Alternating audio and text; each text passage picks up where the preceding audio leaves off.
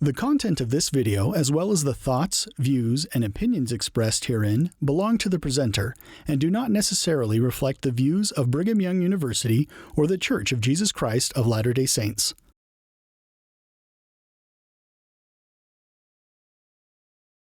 Now we're into that most marvelous book of Mosiah. We can't waste any more time, spend any more time talking about the setup of the meeting, the protocol, and so forth, which is so thoroughly accurate. I was going to bring on a bound book of as many as 8 articles of mine on that subject of the Great Assembly, the National Assembly, and so forth in ancient times.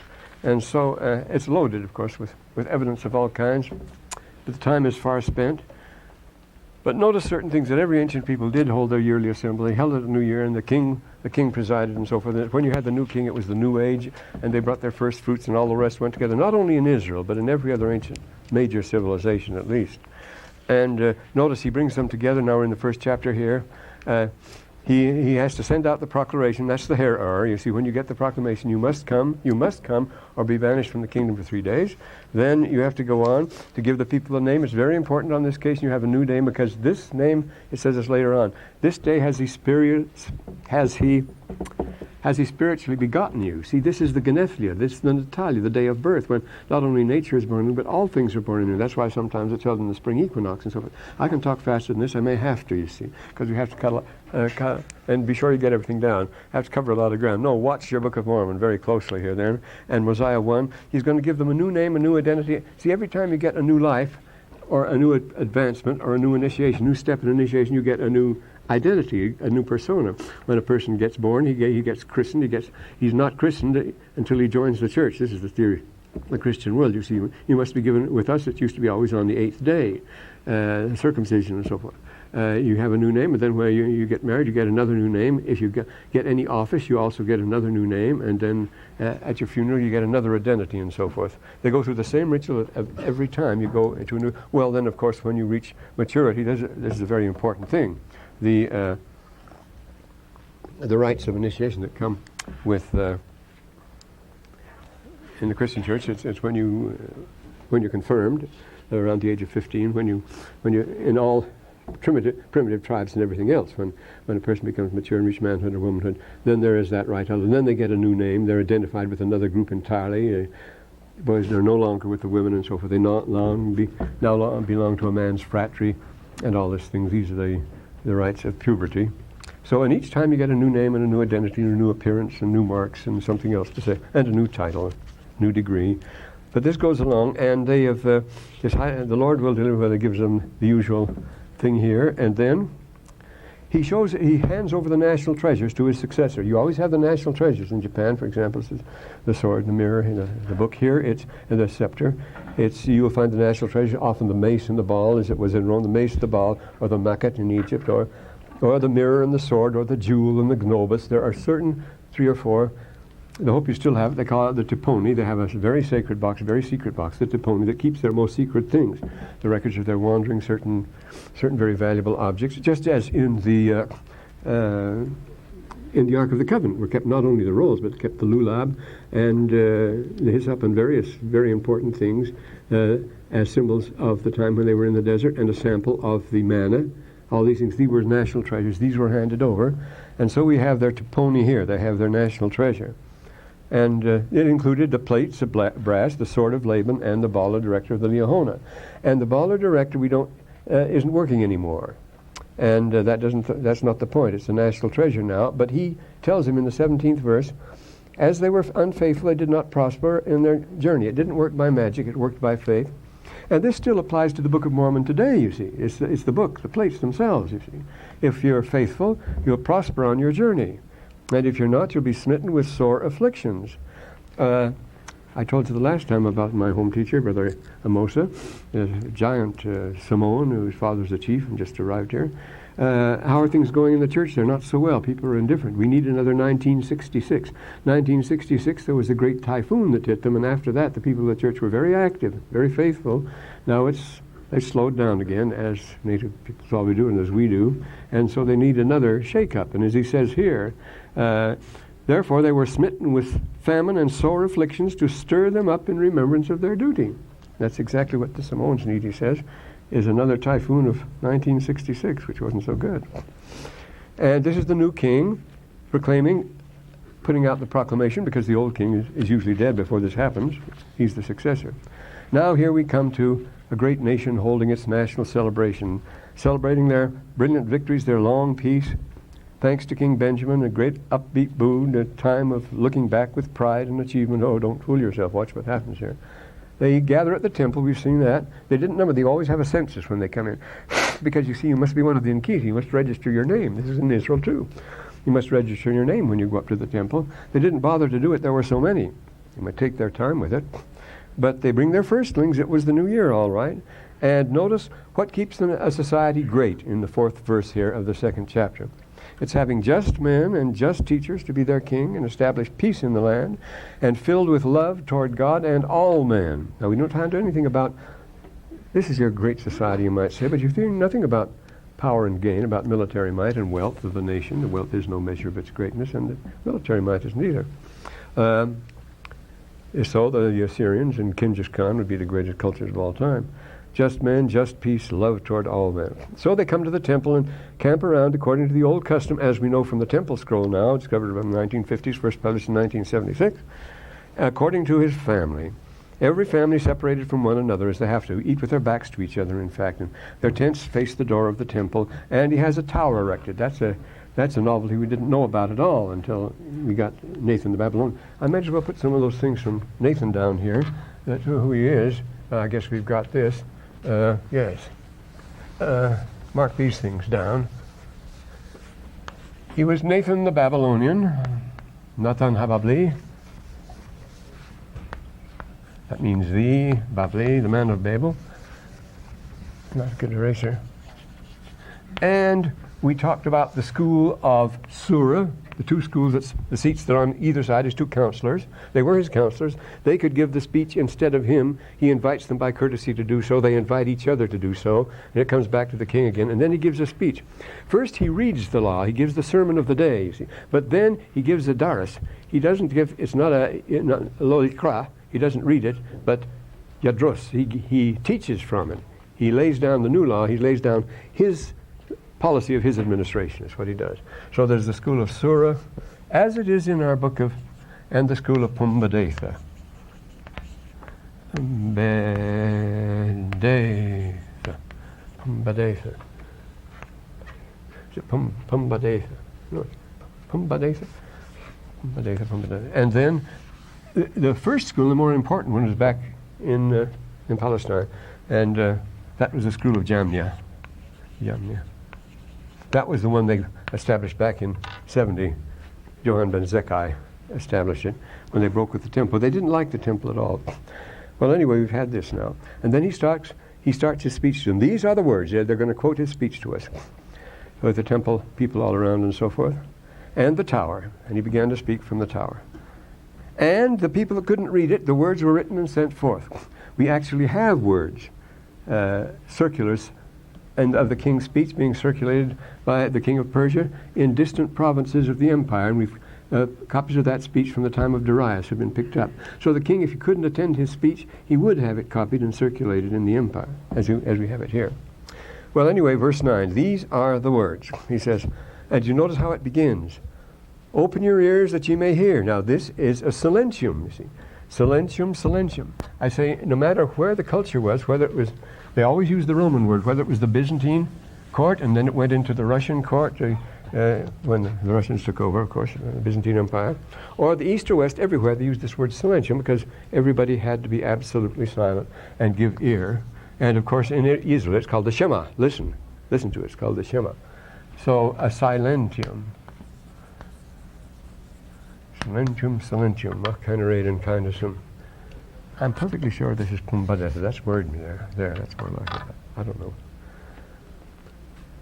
So, notice, open your ears that ye may hear, and your hearts that you may understand, and your minds, that the mysteries of God may be unfolded. It's a solemn and awesome occasion. The mysteries of God. There's going to be a dramatization here. There's going to set forth the basic principles. They're going to be in contact with the other world. This is a very important thing. That's what it's very interesting, what the Romans called Mactus. The Egyptians had a word just like it. Your Mactus, that's when the mundus is open. The Orcus Mundi. There, just as there is in all Hopi celebrations and so forth, there is in the center of the ring, the Conistra, there's a hole, and that is the Sipapu, and that's the hole which opens up to the spirit world. And it's only opened up on this day, at the Orcus Mundi, only on this day, and it's the same thing here. You notice what the formula is. I said before, Chas Lefanach. The Lord is in his holy temple. Everybody hush. I say that's the thing that's been taken up by the churches. When you're all together, then the Lord enters, as the king enters on the tower, and everybody has to hush. See, that's the Silentium here.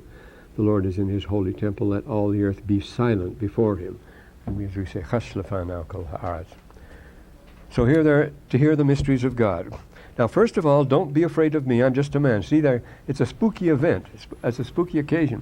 Remember, when you leave this great celebration in Israel, according to the law of Moses, everyone must eat the last meal with his sandals on his feet and his staff on his hand and wearing his robe. They're going to be ready for a quick getaway. And before dawn, they must leave the site and must leave no food there. They must have eaten everything, and no one must look back when they leave. See, very important. See, it's the spirits there. You're going to leave. It's a very holy, a sacred occasion. Something very powerful is happening there, which I say the Romans call Mactus. Well, anyway, therefore, now notice he's checking. He says, "Don't be afraid of me. This is nothing spooky. I'm just a man, and this is important to know. I'm no more than a man like yourself." And you see, this is the occasion on which the king would assert his divinity. He was hailed as a god. I'm Ozymandias, king of kings. Look on my works, ye mortals, and despair. That Ozymandias, that name comes from Weser Matra, which was the name of Senusret III, who's supposed to be the same as identical with Sheshank and contemporary with Abraham. That's supposed to be the Pharaoh of Abraham. People accept, well, these things all run together anyway. I'm just like a man like yourself, he says. I have been chosen. Notice he has his authority from 3 sources in verse 11 here. From 3 sources. I have been chosen by this people and consecrated by my father, so he has it in patriarchal lines, been consecrated by his father, but he's been chosen first of all. Notice all our kings, including Nephi here, all had to be chosen by the people. Chosen by the people, and that's what the people come for, to acclaim the king. The climax of the meeting everywhere, whether it's in, see, we have the Psalms of David that describe this situation and in various aspects of it, and it culminates with an acclamatio, when everyone acclaims. That's why you come up, to acclaim, almost acclaim in a single voice. You'll say they do it in a single voice, and you see how that's possible. That's because of the chazan. That's because of the preceptor. He waves a flag and says what there's a shout, and then they all shout it together. This is the way they do it everywhere, including in Israel. That's why it may seem funny to you that people reply in one voice, we have seen, we've understood, we accept, and so forth, using exactly the same formulas because they've been told what to, and they're being led by a choral leader. They shout together that way. He's very important to have him there. And sometimes the king himself would take that role, as in a Greek play. This people and consecrated by my father, and was suffered by the hand of the Lord. That suffered is very good. The same thing is used in respect to the Constitution, which I have suffered to be established by the hand of righteous men and so forth. That means to permit it, to go along with it. It doesn't mean to initiate. We read from the Doctrine and Covenants, 101st section, the 77th verses following, and especially the 79th verse. And he talks about suffering. The next, I have been suffered to spend my day. Not I've been commanded, I've been allowed. I've been given that privilege. I've been suffered to do it. It may not be God's plan, but he will allow men to do it their way because it's for their own good, of course. Suffered to spend my day in your service up to this time. And notice, no one can come empty-handed into the presence of the king. And as Nathan the Babylonian says, everyone brings as costly a gift as he can possibly afford. And Benjamin says, none of that. I'm not going to have it. He mentions it. He talks about it. He said, but I'm not that kind of a king. And this is an important thing. There's been an article come out recently in the Studia Materiali, the Italian journal of ancient religion, a very good journal. The main theme of the king's speech when he speaks in Israel is he must formally deny that he is the king. The real king is God. He makes that clear, you see. He says, you've elected me your king, but the real king is God. Well, that's the theme. It's the theme of the king's speech, and sure enough, it's the theme of the king's speech right here in Mosiah's book. So he says, I have not sought gold or silver or any manner of riches of you. You're not supposed to bring up any of that for me at all. That's not what I'm after. Neither have I suffered that you should be confined in dungeons. He wouldn't put up with anything like that. Or that you should make slaves one of another. Where does the king get this power? He's going to tell you where he gets his power. He hasn't suffered it. How has he stopped it? Does he lock them up in jail? Does he make slaves of them if they do that? Does he put them in dungeons?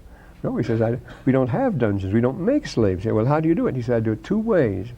Notice in this 13th and 14th verses. First, by teaching, and then by example, he says.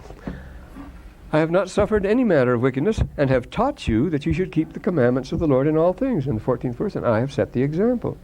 Even I myself have labored with mine own hands, that you should not be laden with taxes or grievous to be borne. Notice, to suffer, as I say again, he wouldn't suffer, is to tolerate, to condone. The countermeasure was teaching an example. And this is how it worked. But does this mean no taxes at all? Many people love this book of Mormon, laden with taxes. This means not grievous taxes, grievous to be borne. He says, as he says a little later on, we pray the Lord not to suffer us to be tempted beyond what we can bear. Of course, that's what we talk about in the Lord's Prayer, beyond what we can bear. But the idea of that any required contribution of me is painful, that's Scotch. That I hear many Scotch jokes in the family about that. You have to give anything at all. It really hurts, no matter what it is and so forth. But whatever brings me money is good. Whatever takes money away from me is bad. That's the simple rule we're following today in our legislation, policy, and everything else. Anything that makes me rich is good. Anything that doesn't make me rich is not good. And it's a very simple rule, and it works beautifully with us. We stick to it like glue. But I haven't taught that you should be laden with taxes grievous to be borne. And now he says, dear brethren, I can answer with a clear conscience before God this day. Now this is an important thing too. To whom is the king answerable? He is not answerable to the people or anyone else. It's just as in the temple. He's answerable to no one but God, as if that wasn't enough. But of course, the doctrine of majesty in the ancient world is that the king is answerable to no one. This with the divine right of kings and so forth. George be king, and that brought on the American Revolution. Or Charles be king, that brought on the Revolution of 1688, the Glorious Revolution in England. Or John be king, and that brought out Runnymede, 1265. And no, that was the Parliament of what's his name, wasn't it? But I can answer with a clear conscience today. The idea of majesty, majestas, and Cicero discourses on it, the Roman theory of majesty, is that the magistrate, the king, the top man, who is a rex, is absolute. Nobody can question him. He can do anything he wants. The king's will is as high as it goes. Now, this has been taught right down into the 20th century, just before World War II. This was absolutely believed and taught throughout Europe in the great empires of Russia, Austria, and Germany, that the emperor could do no wrong. He was the one. We don't question him. He had absolute right. And the parliamentarianism came in way back in the days of King John and put a check on that. But it was still the thing, you see. And today we have another source that is answerable to no man. Do any of you read much of Malcolm Forbes? Well, if you have money, you don't have to answer to anybody. That's the whole point of having money. He says you're your own boss. Nobody can question you. So the worst thing that could happen would be somebody threatened to take any of it from you on legal or any other means. That can't be legal means, because we have to be free, as Cain says. Now I am free. His property falls into my hands. That's what makes Cain free. This is a very important speech. You must pay attention to it. So he answers to whom do you make your covenants? Temple or anywhere else? With God and with God alone. We don't make swear oaths to each other, even when we get married. Remember, your covenant, both of the man and woman, is with God directly, and nobody else. All who are present, as Hebrews 6 said, all the others are present only as witnesses. That's the whole thing. So if you break them, that's why you're not going to be punished. Nobody's going to send out a posse and run you down because you have broken your covenants or promises. No, that's between you and the Lord entirely. It's understood. It's made that way in the first place. And that's the only one you will have to answer to. You don't have to answer to them. They don't know your condition. I don't know yours. You don't know mine. So now he goes on here. And here we have God as the employer and the paymaster here. So he goes this next verse 16.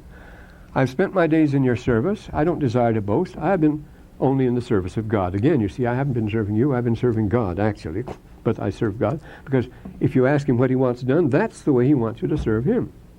That's the employer and the paymaster. But how does he want you to serve him? I mean, what can, as they said at the dedication of the temple, remember, as Solomon said, what kind of a house can we build you?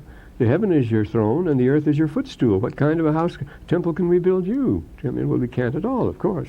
It's for our benefit that the work is done. And here, God wants you to serve him. I heard a good one yesterday. There are a lot of Latter-day Saints who are eager to serve God on an advisory basis. Yes. And that's as far as it goes. But then he goes on. Then he says, that applies to you too. Notice the 17th verse. That applies to you too. I tell you these things that you may learn wisdom, that you may learn that when you're in the service, if you want to serve God, this is how. When you're in the service of your fellow man, you're only in the service of your God. Now, this is how God wants us to serve him then. And it's so easy to use the word God and so forth, like the Victual Brethren in the 12th and 13th century in the Baltic. They were a pious band of holy pirates. They were pirates, and they had a great castle called the Jomsburg, and they robbed everyone. But their slogan was that justified everything they did was Gottes Freunde alle Menschen Feinde, friends of God, enemies to all men. Now, how can you be friends of God and enemies to... Well, you can use the word God so easily and say, Dus wilt, God wills it, I chop your head off and so forth. And in the name of God, we can appeal, both sides appeal in a war to God to justify their case and so forth and so on. You can't do that. And here, if you want to serve God, that's the way you serve him. He wants you to do that. There's nothing you can do for him. He doesn't need your help. He doesn't need your assistance. He doesn't need you to rush into the field and avenge his honor, as we get from the Middle Ages, from Abelard and the Thomas Aquinas, for that matter. God's honor has been damaged and you must avenge it, and so we go out and chop people up and so forth to do honor to God. And know again here, you say, you have called me your king. If I have called me your king, this is the way I serve. I labor to serve you as your king, not to expand my power or my might. Then how not ye to labor to serve one another? So it can't be me first, I want it all and I want it now. You labor to serve one another. He's rubbing it in here. Now he says, behold, you call me your king, spent the days in your service. Well, how ought you to thank your heavenly king? He's the real king. This is the point, you see. This is the theme of the king's address from the tower. I mean, we know this from the other cases too.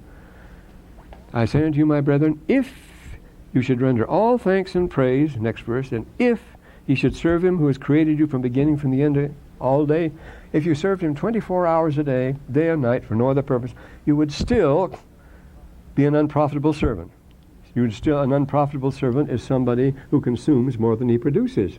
And you can't possibly produce what you consume. You can't produce a blade of grass as far as that goes. No one can pay his own way in this world. In other words, you say you've paid your own way, you can't. He says if you're 5 hours a day, as far as that goes, even support you from one moment to another, I say, if you should serve him with all your whole souls, yet ye would be unprofitable servants. That's so much for being independent. You're dependent on him every minute. You should know that. That's why you should realize that other people are too, and what he wants you to do is to help them. He doesn't need your help. And all he requires of you is to keep his commandments, and he has promised you that he would keep them. You would prosper in the land, and he never doth vary from that which he has said. Therefore, if you do keep his commandments, he doth bless you and prosper you. Now, in the first place, he mentions 3 points here. Notice this is one of the constants, this thing. It isn't just the law of the promised land. It applies everywhere. And here he goes now. And in the first place, he's created you. He's created you and given your lives for which you're indebted to him. You have no control over that, whatever. The idea of life and death. And then to make somebody worth of you, because if you don't, it'll threaten his life. I mean, he'll die, he'll starve if he doesn't work on those terms. And they did. Brigham Young tells about his first mission. It's terrifying. It's horrifying when he went. He said people were dropping dead in the streets. They just couldn't find work because it had been a bad winter, and nobody would give them anything to eat, and they would actually drop dead in the streets in Liverpool, Manchester, and places like that. And the poverty was simply terrible, and nobody would lift a finger. And at the same time, the nobility and the upper class were rolling in wealth. They never brought it in, so the wealth of the empire started pouring in there. He didn't think that was right. But he's created you and all that, and why should you deny anyone the right even to live unless he works on certain terms. If he's forced, you see, he has no other choice just to keep body and soul together, to take a minimum, which barely does it.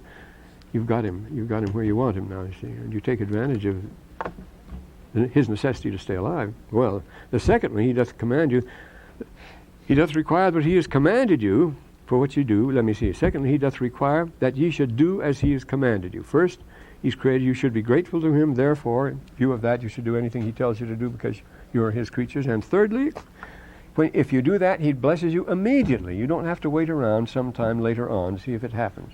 This is a very interesting thing. You say, we've waited and waited and nothing has happened. I've prayed, like the old woman who prayed that the hill would be removed from behind her house. It was a nuisance. She got up in the morning, it wasn't moved. She said, I knew it wouldn't be moved anyway. So that's the kind of faith you have. But really, if you do it, you'll immediately get results, you see. No waiting. So much more on being independent. And you are still indebted unto him, and are and will be forever and ever. Therefore, of what have ye to boast, he says. Remember, this is everybody was happy and bursting with fun, and they were feasting and all this sort of thing. And now he really starts pouring cold water on it. He's the wet blanket here. We ask now, when he asks, now I ask, can ye say aught of yourselves? I answer, nay. Well, ye cannot say that ye even as much as the dust of the earth. You are created of the dust of the earth. Behold, it belongeth to him who created you. Now, where is the hype here? Where is the national pride? Where is the standing tall? Why does he put them down this way? This is no way to celebrate. He tells us he's being very realistic about this thing. He says, now don't think that I'm putting you down. Next verse, I'm no better than you are. I'm no better than you are. I'm also of the dust. And behold that I am old, a man about to yield up the mortal frame to Mother Earth. Therefore I said unto you, as I served you, walking with a clear conscience before God, even so at this time, you must serve one another. He says, that's it. I'm saying this now, I'm holding the assembly that I might be found blameless. He had his stewardship, and that's why he's doing it. The same way as Paul does. Remember when in the Corinthians there, he says, I thank God I baptized none of you, because he says, all Asia has turned against me. His mission in Asia would seem to have been a failure. And he says, I thank God I baptized none of you. He says, but I am clean, I've done my mission, I performed my duty, I did what I was called to do. And then he says, he shakes his garment and says, now I am clear. Their blood is on your garments now, it's not on mine anymore. That I might be found blameless, that your blood should not come on me, when I shall stand to be judged of God of the things whereof he has commanded me concerning you. So I'm doing this, God has commanded me, and notice it's very personal, commanded me to do certain things concerning you, and I've done it. And now you have to do certain things, because that's what I've been told to tell you here. And then, I want to rid my garments of your blood at this period, when I'm about to go down into the grave, that I might go down in peace, that my immortal spirit may join the choirs above in singing the praise to God. Remember, there's a choir, a very well-trained choir of distinguished young men singing under the platform, and it was covered over, so nobody could see it. And some of the rites, remember, the choir would hear it and cry amen and so forth when the whole thing was done in whispers up on the stand there. And then, for the creation hymn, they're very important. And I've caused that you should assemble to tell me that I can no longer be your king. We're to transmit the rule of the kingdom now. That's the purpose of the meeting. And this day, my son Mosiah is a king and ruler over you. So he officially, not until he is acclaimed, he has to receive the acclamation, he'll be acclaimed. See, the acclamatio is very important. If you fail to raise your voice, if you fail to acclaim the king, then you haven't supported him, then you're in a state of rebellion, see. All the earth is either agapakatus or agarhosticus, is either pacified earth, according to the Romans, or is hostile. And if you haven't sworn allegiance to the emperor, then you're legitimate bait for us. We can go out and conquer you because you're in a state of rebellion against the king who has the right to the patermundi. He's the parent of the earth, of all the world. You see, that's the title of the Roman Empire. He's patermundi, and he has a right to rule the earth. And if anybody does not acknowledge his rule, then he's rebelled against him. So the Roman army goes out and conquers it, and so you have this everlasting imperial expansion, which of course reached its limits and then collapsed like a bubble, as these things do. So he's going to hand it over to his son Mosiah. And he's following the commandments of his father. Notice it's being handed down in the patriarchal order now. commandments of my Father, and have prospered, and have been kept from falling into the hands of your enemies, even so you shall keep commandments of my Son. His father was another Mosiah, see, and then he's Benjamin, then another Mosiah. Or the commandments of God, which shall delivered by him. You listen to his commandments. I'm handing over the authority to him now, you see. And you shall prosper in the land, and your enemies shall have no power over you. Keep the commandments of God given him by you. No, again, you see, if you don't do it, no amount of armaments is going to save you, as we learn in 1 Nephi, the second chapter of 1 Nephi there. And here the real danger in the 32nd verse here. O my people, beware lest there shall arise contentions among you, and ye list to obey the evil spirit which was spoken of by my father Mosiah. And for if he listeth to obey him, and remaineth and dieth in his sins, he receiveth for his wages an everlasting punishment, having transgressed the law of God, contrary to his own knowledge. That's the important point. He did it quite deliberately and quite openly here. This is what your hellfire is. And then back to this theme again, of your obligations. Don't think you're independent. The 34th verse down there. Ye are eternally indebted to your heavenly Father, to render to him, not to anybody, to render to him. You do what he wants you to do. That's all that's required of you, but he's told you what he wants you to do. All you have been taught, and all that you have and are, and also have been taught concerning the records. And then he thinks these records are very important again. The obligation to keep conference reports and so forth. You know, the church has always kept the best records in the world. When Herbert Bolton from Berkeley, he was in charge of all the American history and stuff there. Remember, Bolton was the big wheel there. He stood in front of the church, the collection of the church records in the historian's office in Salt Lake. And he was aghast. He says, these are the only perfect records in the world. Everything was in there. Every meeting, everybody who attended the meeting and everything else. You think it's all useless. I probably is useless as far as that goes. But the record is complete. We insist on keeping a complete record. And as we're told quite often, well, occasionally by writers in the Book of Mormon, I don't know exactly why. Mosiah says it, Nephi says it, I don't know exactly why. Remember, Nephi says, maybe it's to preserve the language of our fathers, but it didn't preserve the language. But we have to keep these records. You don't know what they'll be useful for at some future day. It's a very interesting thing. My daughter just got back from China after spending 1 week in Peking. Imagine flying over to Peking, spending 1 week, and then coming back here. It was on an assignment. She and her husband, they had this thing funded by Harvard, plenty of dough and so forth. And so they went over for 1 week, and then they came back. But the interesting thing they discovered is the very interesting attitude toward the gospel there. Certain records of the church, certain things, especially the Book of Abraham and the Egyptian matters, have absolutely fired the people's imagination. She says it will just explode once these things get there. The records we never thought would have any particular value have never had any great appeal to us. I mean, I've taught this Book of Moses year after year. Nobody pays any attention to it. And all that Egyptian stuff, we just put it on covers of candy boxes and we argue about it and we guess about things. That's not it at all. It's going to mean an awful lot to those people. It may convert half the world for all we know. But why did we keep those records? Why did Joseph hand them down? That's quite a story, but the records we keep today can sometimes be extremely important. I remember there was a big was it in early, about 1909. Oh, there was a terrific rumpus in Washington as against admitting Reed Smoot to the Senate, because he came from Utah and was a Mormon, and of course this was a state within a state and so forth. And after he was in the Senate, of course, they then made him another rumpus. They framed him. They did also with a couple of women in the hotel room and all this sort of thing. And so the great day came, and he says, everybody in the Senate knows that I keep a journal, and I write everything down in that journal. I can tell you where I was and what I was doing, and the whole thing collapsed right then and there, you see. There was no case, because he had kept a record of what he'd been doing, where he was and everywhere he was during the time of the day. And you do that. So you never know. Keep a record, especially if you're horsing around. You better keep a record. But don't keep double books. Don't do double bookkeeping, as most of the big corporations used to. Used to, I say. And notice he says, you keep a record of all that has been spoken by our fathers until now, even no matter how repetitious it is and so forth. That's very important. Keep the traditions. And behold, they spake as was commanded them of the Lord. Therefore they are just and true. Here's your tradition again. I've got to write this down because this is something that's come up.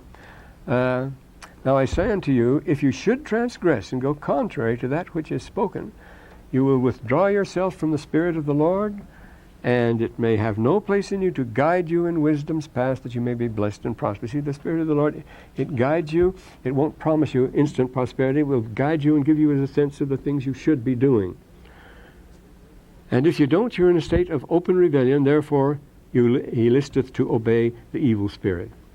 Therefore, if that man repenteth not and remaineth and dieth an enemy to God, the demands of divine justice. Notice he shifts this whole thing to the larger scale. This is on the cosmic pattern. This has to do with the other world. That's where atonement takes place. That's where we return to the Heavenly Father. That's where we are redeemed, bought back again. See all of that re-business? You're redeemed, you're resurrected, you're raised up again. You return, you go back. The yeshiva means to return. Yeshiva means to sit down once you get there. The reconciliation, we mentioned that. It all has to do with going back to a prior condition that you lived in before you came here. It's very clear. As I say, the only alternative to that is predestination, the simplistic predestination, which just stops everything dead cold. Well, here we are. Awaken his immortal soul to a lively sense of his own guilt, and cause him to shrink from the presence. Now, this is what hell is, of course. And to fill his breast with guilt and pain and anguish, which is like an unquenchable fire whose flame ascendeth to heaven forever. In this life, we have a very lively sense of other people's guilt. We don't have a very lively sense of our own, do we? But when you get there, because you'll be the only one who knows about it, I say they won't have to bring forth too many books to tell you what you've been up to. You'll know everything. Remember everything vividly, it says. And then what this is, see, you've missed your chance. I mean, things you have, no matter how many chances you have hereafter. For example, if you flunked out of school at an earlier time, you may be given other chances, and that's fine, but that will always set you back. You will always regret it. You will always be disadvantaged by it. So therefore, his final doom is this never-ending. These are terms we must accept if we want eternity, but you'll have to face that, the never-ending torment of the fact of what he had the great chance here and he muffed it. He spoiled it himself. He willfully lost it. And so that will never cease to bother him. That doesn't mean that he will always cook in the fire, things like that at all. But don't lose it here. This is the greatest chance, may be the greatest chance you ever had. I pray you that you would awake to a remembrance of the awful situation of those who have fallen into transgression. How high the stakes are here, and it's an awful situation. I have to remind you of that, he says, because we're always falling into it, of course. And he says, I would that you should consider the blessed and happy state. He wants them to be blessed and happy. After all, that's the whole thing. See, this is not, we're talking about fear and trembling, but that's not the object of our being here, that we should have joy here and now. There's no reason why you shouldn't, remember, as Eve says to Adam in the book of Moses. That you should be blessed and happy and when you're keeping the commandments of God. They are blessed, those who keep the commandments are blessed in all things, both temporal and spiritual. So if you want prosperity, that's what you do. You keep the commandments of God. And we are capable of happiness. The word joy appears 167 times in the Book of Mormon. This, with a computer, so you can check up on anything like that and have an authoritative statement. We have to quantify everything now, don't we? The quantification of the obvious. You'll be blessed in all things, and what you're doing is making for a state of never-ending happiness. Now, isn't that asking for a lot? If the chances are getting that, what a fool you would be to miss it. You see, the punishment is not too severe. The punishment is in missing this, being blessed and happy here in things temporal and spiritual, and then a state of never-ending happiness after this. See, the idea of Christmas is to give us a glimpse. You see, to give us a glimpse of what the world was, or what the world could be. You see, a Christmas Carol, that Scrooge gets the look, but the point is that it should be Christmas every day. The purpose of the Great Assembly, the purpose of the meeting of the Jews on the Yom Kippur to celebrate these things and the festival of the booths and so forth, is to remind them of he's going to bring out that theme of equality here, of a time when all men lived as they should, when earth was a paradise, when earth was a Zion. And that's the way it should be. And we can rehearse it once a year just to show that it can be done. See, just one day of the year we show that it can be done. Then it's smacked us, then the bonds are let down. Then anybody, the Roman formula is licentia reverentiam amisit. All your formalities, all your stiffness, all your class consciousness must be thrown aside now. This is a Saturnalia. You say, Yo Saturnalia, and then we're all equal, we're all brothers. They feast, everybody gets enough to eat and so forth. That's what we try to do at Christmas. We allow the poor one good meal a day, and we feel very virtuous because of that. One day they get proper nourishment. But the rest of the time, they can take care of themselves. But it's supposed to rehearse the eternal order of things every day. And so, he says here that they're a state of ever-never happiness, and well, we get the same thing here. We have to fight it down. The feeling that that's the right way and what we're doing is the wrong way. We have to fight down the other one, the intimations of immortality here, that there is this better life. So many poems and things about it. The one that's most recited in the church is Wordsworth, of course. The earth lies about us in our infancy and so forth. The growing walls begin to close around the growing boy, but still here. At length, the grown man sees it die away and fade into the light of common day. And common day is the real life. But it isn't, after all. It isn't the real life. Come here trailing clouds of glory and so forth. And this is the nostalgia we all feel. That's the basic of Platonic idealism and everything else, is that this is not the real world. You all know Plato's story of the cave at the end of the Republic. This world is just shadows on the wall of a cave, and the real light is behind us. We're not facing it, but that's the world we came from, and what we see here is just shadows moving on a wall. Not real substance, not real things. It isn't real after all. When you talk about a never-ending state of happiness, it should be never-ending and so forth, but we don't have this idea of eternal progression or never-ending happiness. That's been wiped out by the concept of the career, which is a very dirty one. That is the idea of the slippery slide. You climb the ladder in your career, and then you reach the top, and then down you come. That's the only way you have to go. And everybody knows that. It's a terrible disillusionment, and if nothing else, you die and so forth. No, careerism is as near as we get to it. You feel justified, exhilarated, fulfilled as long as you're getting promotion. But when you don't get promotion, the bitterness in the army. I heard General Bradley say he never knew a happy general because everyone wants to be promoted over the other, and the promotions get fewer and fewer, and there are 5,000 generals.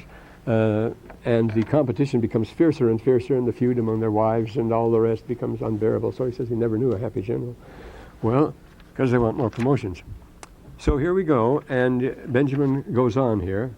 Now concerning that which is to come. Now remember, the purpose of the year festival was to determine the fortunes of the new age. Remember, it was not just launching a new year. Here is Gar, and Yule, the word Yule, is the same word as wheel. It means a turning, a revolution. Same word as while. Wheel, while, and the interesting thing, the Arabic word is howl. Hawla, hawala, means the cycle turned, the wheel revolved, the year went around. Hawal, hawala. The Greeks call it the eniautos, the here we are again. Jane Harrison wrote a book about that. The here we are again, the eniautos. You come back again, and you're in the revolving circle of the time that goes on forever and ever. You prophesy, and the king has to prophesy.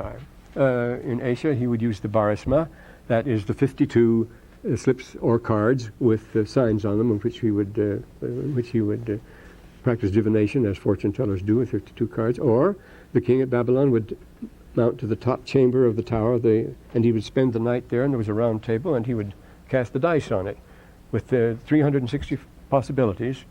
36 possibilities in the dice. He would cast them 10 times on a special table, and each day would be predicted by that. So you could predict it by casting the dice. Or in Germany, of course, he would pour lead into water and watch the way it formed and so forth. But it's the time of fortune telling and that sort of thing. And in Rome, you would have the Sparsionis. You'd throw things out and watch how they fell and so forth. Just like you had the divination arrow. You see, the Liahona was a divination arrow, but you would toss arrows. The tossing of arrows, it's still done by the Arabs, the Jews. It's in the Bible. Remember, there is the 12 arrows of the tribes were Shevet. They were the Shevet, and they were kept in a container, and they would draw out the lots for the tribes. The Shevet is an arrow shaft. The Shevet is an arrow, and that's the word for tribe. And each tribe would have its shaft, which is marked, just as there was marking on the arrows of the Liahona, and you would predict by drawing lots. And so everywhere they predict, and of course by observing the sun. In the Egyptian, they had very elaborate ways of telling it. You have to face toward the south and so forth. And then the haruspices from the flight of birds and livers and all the rest of it. But the thing was, it was the time for fortune telling. And he says, I'm going to tell you some things concerning that which is to come. This is the assembly, this is your future, and it's the king's obligation to prophesy on that occasion. But in this case, he's going to tell them what an angel told him, made known by an angel of God. And he said to me, awake, and I awoke, and behold, he stood before me, and he said, awake, Hear the words I shall tell thee, behold, I am come to declare thee.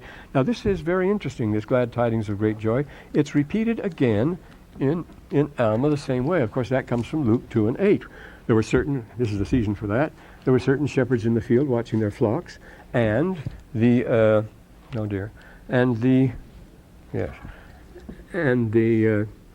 angel of the God came, and it says, behold, fear not, for behold, I have come to give you glad tidings of great joy. Now, this is an Oriental formula. It reads in Greek, it's been strained, and in English, even more strained. But it's the masdar is what it is. When you want to make something extremely emphatic, the masdar is to repeat the verbal noun. For example, you can't say in Arabic, it's not right to say, he rejoiced greatly. You have to say, faraha farahan kabiran. He rejoiced a great rejoicing, or a great gladness. And so we have that formula, joy and gladness. Or just you have fear and trembling, you see. You always intensify. That's biblical parallelism. Remember, Professor Popper wrote his dissertation on that subject of biblical parallelism. You emphasize it by repeating the same things in another word. In another word, there should be joy and gladness, fear and trembling, light, truth, things like that. They are the same thing. And you put them here. And this formula, tidings of great joy, glad tidings of great joy, say joy and gladness, and other such combinations. But they use it as intensives. I say it's a required form in the language the shepherds would have been speaking, but it sounds funny in Greek as all, and it's not lifted. I mean, this is the proper form as it should be expressed. This is the way it is in the Bible, and this is the way expressed it is. The angel uses this on more than one occasion. See, it's always an angel that says this. Awake, glad tidings of great joy. And the angel scares the daylights out of everyone. He appears to, because it's a culture shock. He comes from this other world, and it's more than they can take. So the first thing he says is, don't be afraid. He even has to say that to Mary. And of course, Zechariah was struck dumb. He was absolutely paralyzed after his session with the angel. Nobody had seen an angel for 400 years. It came as a shock. But here the angel comes to him with the usual formula. The angels they're not quoting the scriptures here. He's just stating the formula, and they're speaking the same language here that they spoke in Israel, I dare say. And so I see the time is up now. And then what he did. This is the Christmas message here. Notice this. The birth of Christ is exactly what he is prophesying, predicting here. The Lord has heard thy prayers, and the people that you may be filled with joy.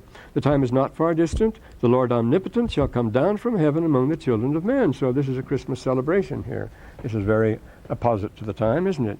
And he shall dwell in a tabernacle, go forth among working mighty miracles, and he caused the dead and walk on the blind to receive their sight, and so forth. And lo, he shall suffer temptation and pain of body and hunger and thirst and fatigue, even more than man can suffer. And then there's one more thing here to note here. Why he suffers so much anguish, that blood shall come forth from every pore. I say that used to be considered one of the serious breaks in the Book of Mormon. Joseph Smith really slipped up there. No, but the pore is an ancient Latin word. It's used by the doctors. Of course, Galen and Hippocrates knew all about pores. They didn't know about circulation of the blood. The answer was, well, nobody knew about circulation of the blood until Harvey in the 17th century. Well, but here they did know that people could sweat, and even sweat blood too, if you can read. And they used the word pores. It's the old Latin word for it. It comes forth at every pore. But why?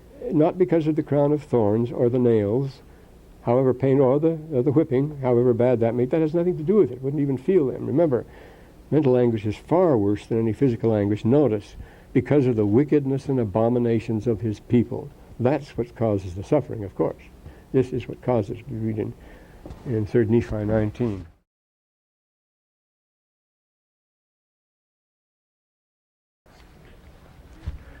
Well, we had to put some things on the board, hadn't we?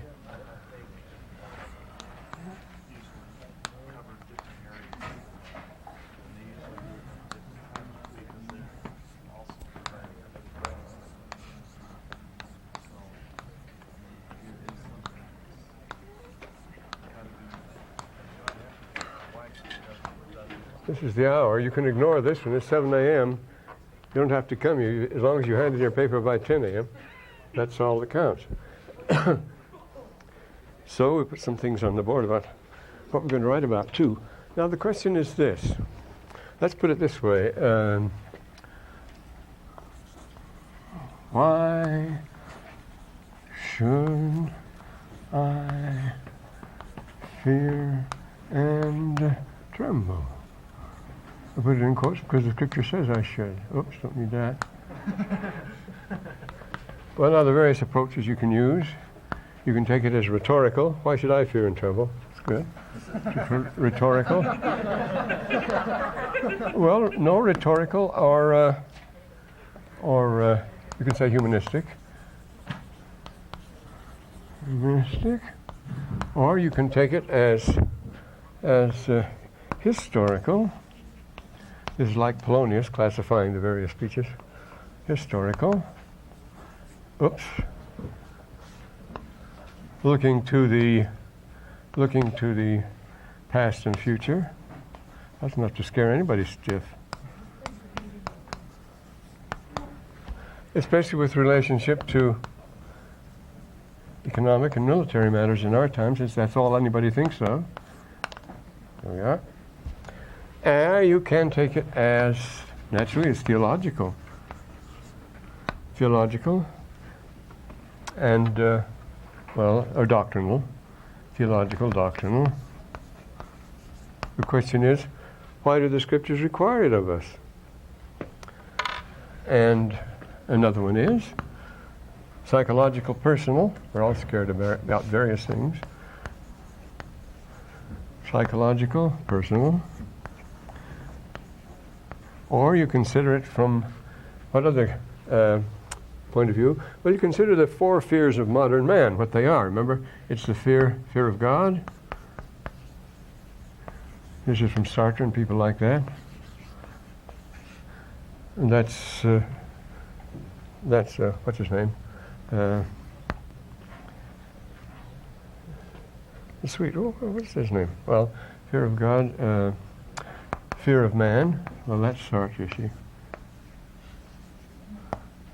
Is just a second. Fear of myself. Fear of the universe. No, that's a very important one. The worst of all, what if there's nothing there to fear? That's what they've always been telling us. And that's the worst of all, is the fear of nothing. The fear that there's nothing there. That will really scare the daylights out of you. Let me see, what other kind of fears do we have here? Historical, theological, psychological, personal, rhetorical. Well, we can have it a moral, philosophical, moral fears, philosophical reasons for fearing. But this is Kierkegaard. You see, this is Kierkegaard, who's philosophical, and this is Sartre, and then the fear of the universe. You get Pascal, and then you get the fear of nothing, which is people like, what's his name? Let me see. We have nothing to fear. Oh well, anyway, we have. When you say we have nothing to fear, well, what good will it do you to fear? You see, this is the cycle. We'll put a philosophical one on here, anyway. Philosophical, which is a moral or ethical one. When you see the world around you, why shouldn't you fear? This fear of sin. What things does the scripture say we should specifically fear, and what good will it do us to fear them, and so forth? Well, you can see all sorts of approaches to this thing. Just to give you a few ideas to get you going here. Yeah? Can we turn that paper in here? Oh, now, yes, you turn it here. I'll be here on that dismal morning, and if you get it turned in by 10 o'clock, you can write it here if you want to. You can bring it in by 10 o'clock, and bring it in that day, you see. Don't finish it until that time, because you may have your best thoughts after. And you want this typewritten and... Well, the best way, in a clear and lucid hand, so it can be read. Have it written in such a form that one can read it. That's the idea. That's good enough, isn't it? I mean, you don't have a German phone? No. And now what we have today is a very good lesson on the subject.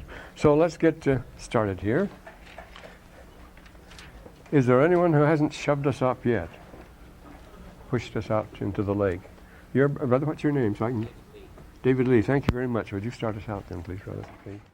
So again, you can see the theme of fear and trembling goes through here, runs like a red thread through this discourse too.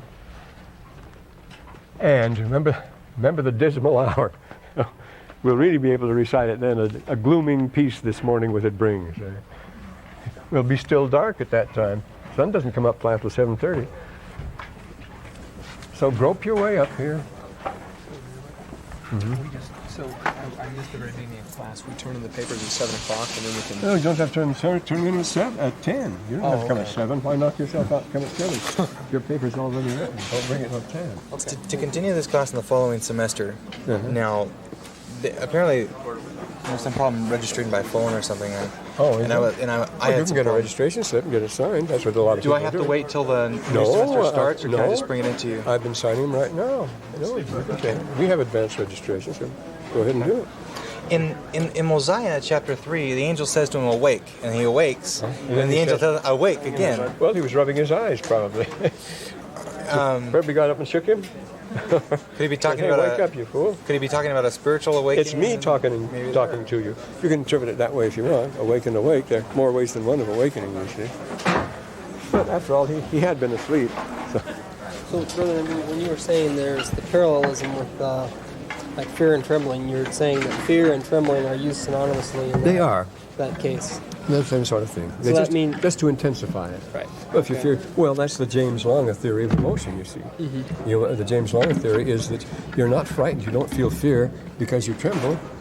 You don't tremble because you feel fear. You feel fear because you tremble. Right. Your animal nature starts you shaking like this, and then you have the emotional experience of fear. Famous James Longa theory of emotion. I wanted to ask you a question on this paper that we're writing. You said you gave us a list of ways to do it. My first impression when you gave us that topic was working out our salvation with fear and trembling before the Lord. That's good. Is that an acceptable of course it topic is. to follow? That's your theological one, you see. Okay, Of course. good. Thank you. Yeah. Brother Nibley, do you have any of those talks by Oh, Brigham? yes. Oh, they're over in 4012 library. You can drop in there and get them. I can copy them. Maybe you can get one. We have a pile of them over there. You can just pick one up. Yeah. And 4012 library. They're on the table right there. There you see it. Brother Kimball's speech. Just pick it up. In the library? Run off. Yes, in library. That's where the office is. That's where we've been having office hours, supposedly. Okay.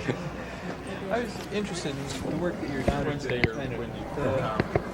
How the Chinese were reacting to By the far gospel. the real reason she went, they discovered when they got over there, was because of the truth. It was the Lord's idea to send them there. They found out all sorts of things going on. But nobody knew anything about it. Just in those, that week they were there. Really? Yeah. Because I served my mission in Taiwan, and I wanted to work over in China. Well, mainland China. Really? Dr. Nibley, who is that you mentioned about that had that motto, Gottes Freunde, find out Oh, Menschen? the Battalion breeder.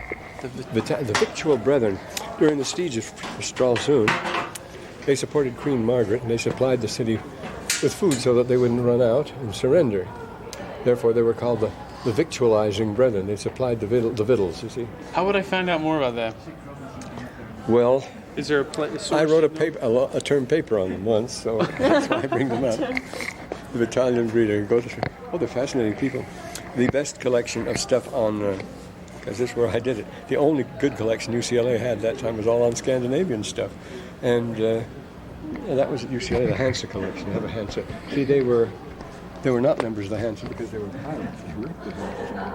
Where were they then? In the Baltic. The Baltic Sea. They did most of their work there. They do some raiding in the North Sea, but mostly in the Baltic. They had that marvelous castle of Jonsburg. And their terrible chief was a kid called Palnatoki, who was 12 years old. And he murdered more people than Genghis Khan at the age of 12. Oh, these people were really prodigies at that kind of work. Child genius. Yes. He was horrible, little Palnatoki. Yes, and they had a castle, an enormous castle at the mouth of the Vistula. They said it went back to the days of Julius Caesar. And it was on columns over the water and had a secret entrance, secret gate from underneath. And they went through all the rites of something resembling Freemasonry. They were a branch like the Teutonic Order. They made a secret band of brethren to sanctify the whole thing, all their bloody work. And they were real characters, the Battalion brethren.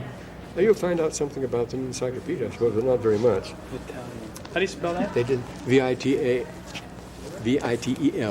V-I-T-A-L, because in it, you'd have to look it up under victual. The Victual Brethren is the translation, which sounds funny. They call themselves the Battalion Breeder. The Victual Suppliers. Thanks. They're a real character.